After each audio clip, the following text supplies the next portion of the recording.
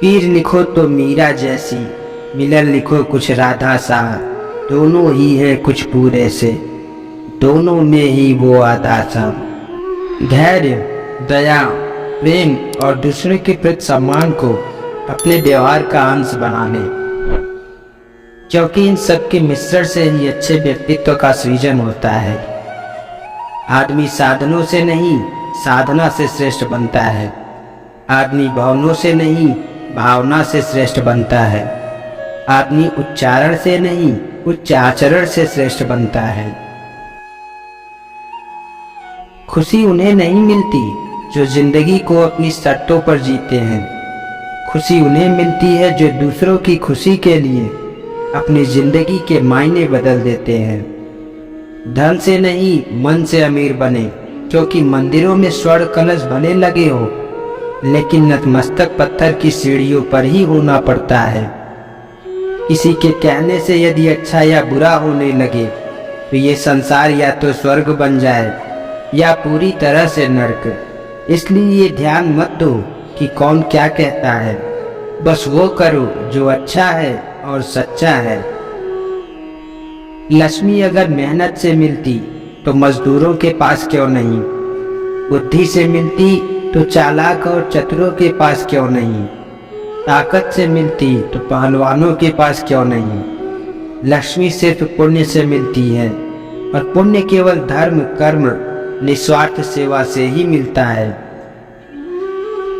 जो व्यक्ति किसी दूसरे के चेहरे पर हंसी और जीवन में खुशी लाने की क्षमता रखता है, ईश्वर उसके चेहरे से कभी हंसी और जीवन से कभी खुशी कम नहीं होने देता।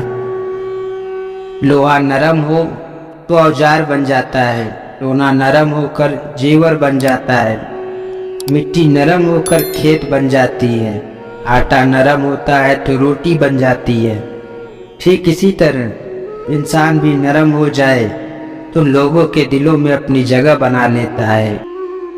जिंदगी में दो लोगों का होना बहुत जरूरी है।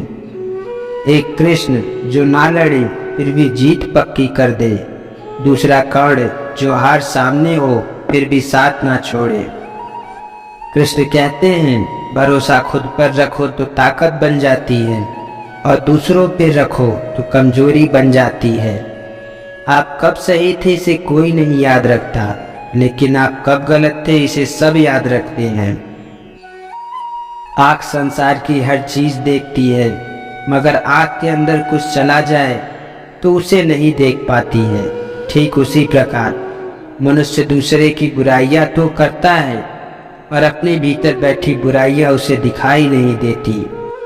जो एक गुनाह भी माफ ना करे वो है न्यायाधीश, और जिसकी शरण में जाने से हजारों गुनाह भी माफ हो जाए वो है द्वारिकाधीश। जिसकी मति और गति सत्य की हो उसका रथ आज भी श्री कृष्ण चलाते हैं।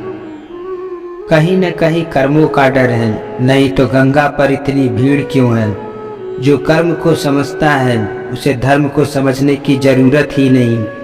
आप शरीर नहीं करता, विचार करते हैं, और गंगा विचारों को नहीं सिर्फ शरीर को धोती है। शब्दों का महत्व तो बोलने के भाव से पता चलता है, वरना वेलकम तो पायदान पर भी लिखा होता है। फिर से शुरुआत करने में कभी मत घबराना, क्योंकि इस बार शुरुआत सुनने से नहीं अनुभव से होगी।